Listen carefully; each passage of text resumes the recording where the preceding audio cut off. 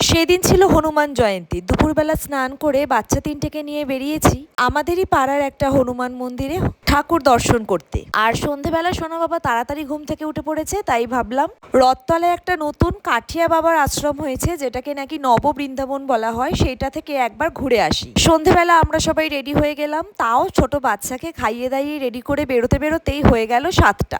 রথতলায় নেমে টোটো করে আমাদের নিল 20 টাকা। তারপরে আমরা কাঠিয়া বাবার আশ্রমে চলে এলাম। জায়গাটা বেশ খুবই ভালো, নিরিবিলি আর একদম গঙ্গার ধারের পাশে। একতলাটা পুরোটাই ছিল কৃষ্ণের লীলা, যুদ্ধ, এই সব কিছু খুব সুন্দর করে বর্ণনা করা আছে। আর ওপরে দুতলায় ছিল রাধা কৃষ্ণের মূর্তি আর তার সাথে কৃষ্ণের অষ্টসখী। আর সেখানে রোজকার কীর্তন হয়, সেখানেও গিয়েছিলাম, কিন্তু সেখানে ছিল ফটো তোলা মানা। তারপর নিচে এসে আরো কয়েকটা ফটো তুলে নিলাম। আর এখন যাচ্ছি একটুখানি গঙ্গার ধারের দিকে।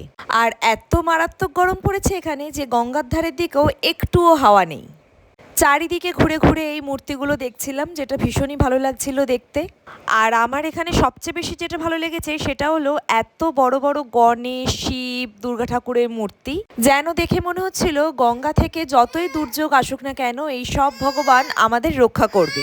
আর তারপর এখানে একটা চা জলখাবার দোকানেরও একটা ব্যবস্থা করা ছিল, সেখান থেকেই সন্ধেবেলা আমরা চা আর একটুখানি বিস্কুট খেয়ে নিলাম। মন্দিরটা বিকেল 5টার সময় খোলে আর সন্ধে 8টার সময় বন্ধ হয়। আর এখানে সন্ধেবেলা এসে চারিপাশটা খুব ভালো করে দেখে, কীর্তনের গান শুনে, আবার চা জল খাবার খেয়ে সন্ধেবেলাটা বেশ ভালোই কাটবে। আজকে এটুকুই, টাটা।